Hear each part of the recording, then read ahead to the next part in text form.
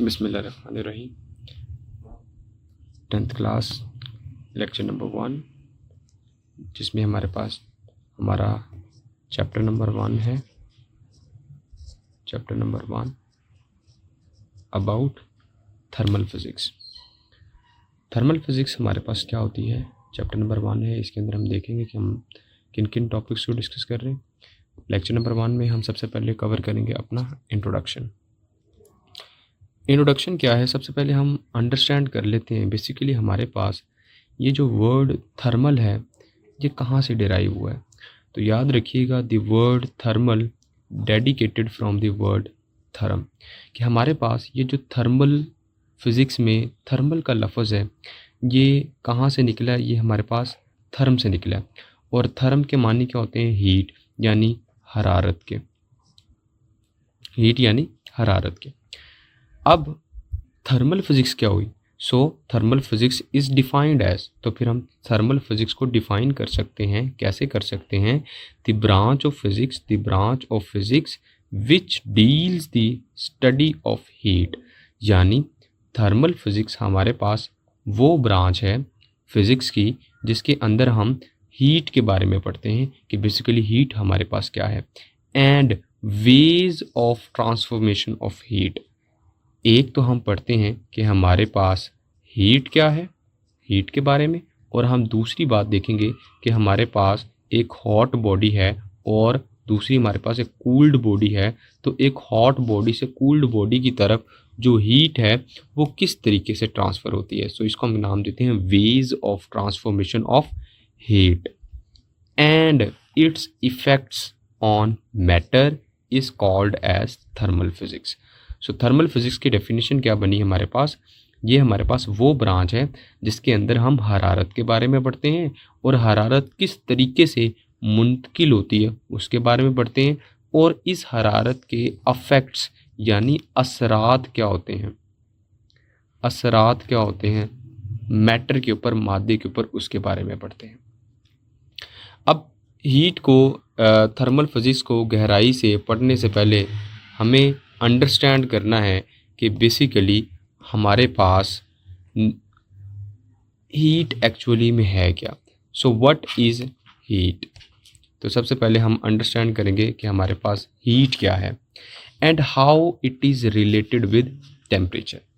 ये जो lecture notes हमने बनाए हैं ये मुकम्मल तौर पर इस तरीके से डिज़ाइन है कि आपको एक टॉपिक की मुकम्मल गहराई, कॉन्सेप्ट, डेफिनेशन, हर चीज़ यहाँ पे मिल जाएगी।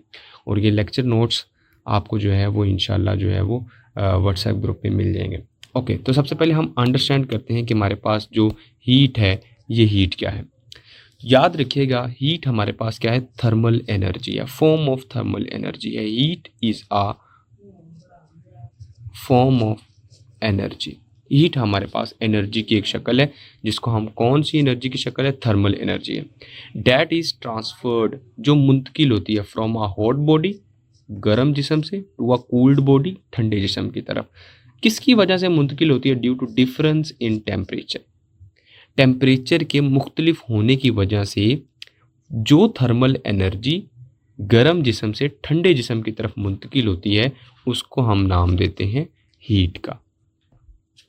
अब हीट को हम रिप्रेजेंट किससे करते हैं, तो heat is generally represented bye Q, कि हीट को हम किससे रिप्रेजेंट करते हैं, क्यू से रिप्रेजेंट करते हैं। अब हमारे पास क्यू की दो पॉसिबिलिटीज़ हो सकती हैं, दो सिचुएशंस हो सकती हैं। पहली, when a body absorbs heat, कि याद रखें जब हमारे पास एक सिस्टम है, उस सिस्टम में जब हीट एब्जॉर्ब होती है तब क्या होता है, तब उस सिस्टम का जो टेम्परेचर है वो क्या करता है, वो इंक्रीज़ करता है। यहाँ पे यही लिखा है, when a body absorbs heat its temperature increases. अब जब टेम्परेचर इंक्रीज होता है तो इसका मतलब क्या है, this heat is taken as positive. चूँकि जो सिस्टम है वो हीट इन्वायरमेंट से एब्जॉर्ब कर रहा है, इस वजह से हम कहेंगे कि यहाँ पे जो Q की वैल्यू है वो क्या होगी, Q इज़ पॉजिटिव। क्यों, क्योंकि सिस्टम हीट को एब्जॉर्ब कर रहा है।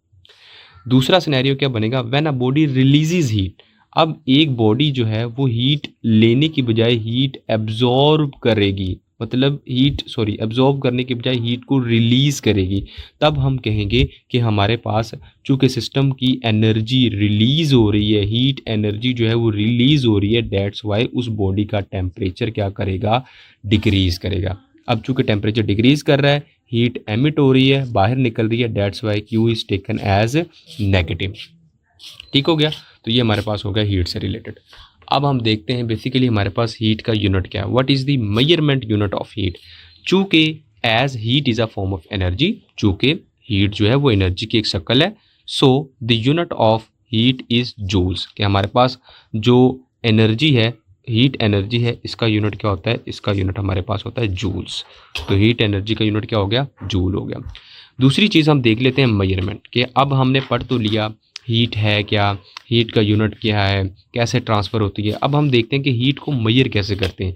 तो याद रखिएगा, heat energy can be detected, हम इसको डिटेक्ट भी कर सकते हैं, और हम इसको मेजर भी कर सकते हैं यूजिंग आ कैलोरीमीटर। कि हम एक कैलोरीमीटर इंस्ट्रूमेंट होता है, ठीक है, जिसको हम यूज़ करते हैं हीट को मेजर करने का। तो हीट मेजरमेंट हमारे पास किस इंस्ट्रूमेंट के थ्रू होती है, याद रखना है, इंपॉर्टेंट एमसीक्यूज है कि हीट मेजरमेंट जो है वो हमारे पास कैलोरीमीटर को यूज़ करके होती है।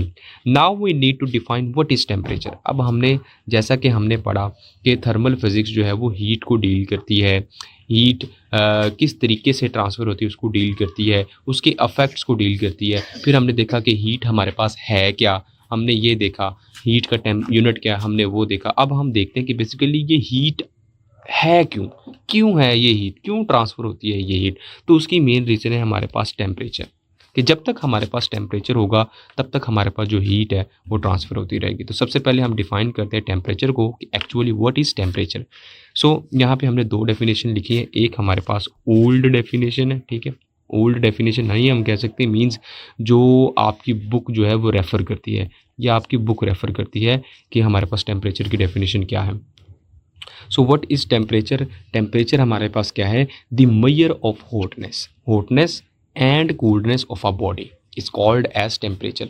कि कोई भी बॉडी जो है हमारे पास, लेट्स सी हम इसको नाम देते हैं बॉडी, इसका मास m है, ये कितनी ज़्यादा गर्म है या ये कितनी ज़्यादा ठंडी है, उस चीज़ की जो मेजर है, मेजर याद रखना है, मेजरमेंट की बात हो रही है, ठीक है। The measure of hotness and coolness of a body is called as temperature. कि कोई भी बॉडी हमारे पास कितनी ज़्यादा गर्म है या ठंडी है, वो हमारे पास क्या कहलाएगा, टेम्परेचर कहलाएगा। इसके अलावा इसकी जो ऑथेंटिक डेफिनेशन है उसको हम देखते हैं कि बेसिकली टेम्परेचर एक्चुअली में है क्या। टेम्परेचर क्या है, the average kinetic energy of the system. कि हमारे पास एवरेज काइनेटिक एनर्जी होती है किसी भी सिस्टम की। अब यहाँ पे एक क्वेश्चन है कि हमारे पास एवरेज काइनेटिक एनर्जी को ही हम क्यों यूज़ करते हैं। तो इसको अभी एक्सप्लेन करते हैं कि हम why we use average kinetic energy instead of total energy. याद रखिएगा, हमारे पास हम एक गैस सिलेंडर को अज्यूम कर लेते हैं। ये हमारे पास एक गैस सिलेंडर है, ठीक है। इस गैस सिलेंडर में हमारे पास ये क्या पड़े हुए हैं, ये हमारे पास गैस मॉलिक्यूल्स पड़े हुए हैं। अब हमें पता है कि हर गैस मॉलिक्यूल जो है वो रैंडमली मूव कर रहा होगा, कोई इधर जा रहा होगा, कोई इधर जा रहा होगा, कोई इधर मूव कर रहा है, कोई इधर मूव कर रहा है, और हर मॉलिक्यूल की अपनी एक वेलोसिटी होती है। चूँकि हर मॉलिक्यूल की अपनी एक डिफरेंट वेलोसिटी होती है, जिसकी वजह से वो एक डिफरेंट काइनेटिक एनर्जी पोजेस करता है।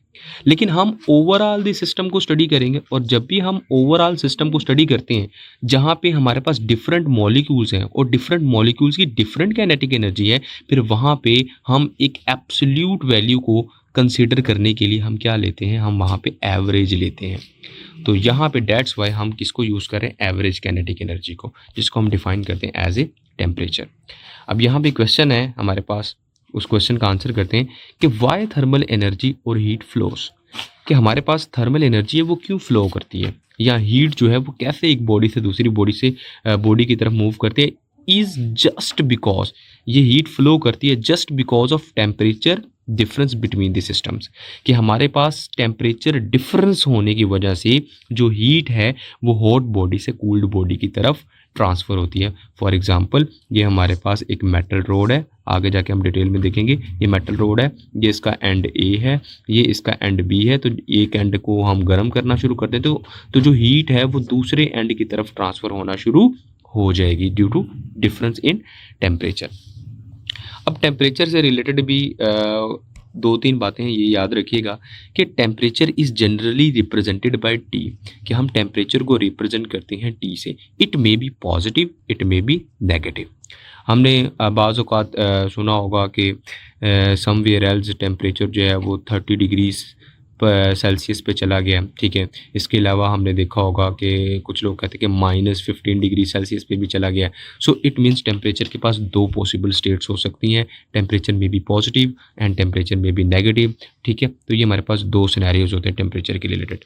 इसके अलावा हम देखते हैं कि हमारे पास यूनिट्स ऑफ टेम्परेचर क्या हैं। तो याद रखिएगा हमारे पास SI unit of temperature is kelvin, कि एसआई सिस्टम के अंदर जो 1960 के अंदर साइंटिस्ट ने एक कॉन्फ्रेंस पेश की थी, उस कॉन्फ्रेंस के अंदर जो टेम्परेचर का यूनिट डिसाइड हुआ था डेट वाज केल्विन।